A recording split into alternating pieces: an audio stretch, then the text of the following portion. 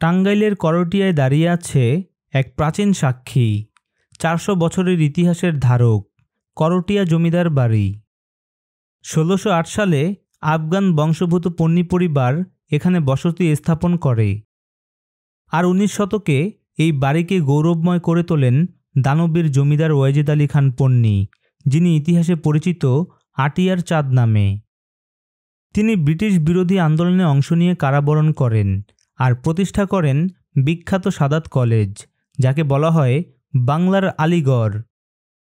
মোঘল ও চৈনিক স্থাপত্যে নির্মিত এই বিশাল প্রাসাদ একসময় ছিল সমৃদ্ধির প্রতীক, কিন্তু আজ এটি নিস্তব্ধ, ধ্বংসপ্রায় আর সময়ের কাছে হারিয়ে যাওয়া এক ইতিহাস।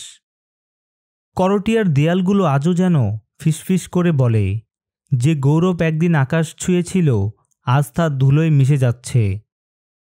করটিয়া জমিদার বাড়ির পুরো ইতিহাস জানতে আমাদের চ্যানেলটি সাবস্ক্রাইব করুন এবং লিংক ডিসক্রিপশনে দেওয়া আছে। ধন্যবাদ।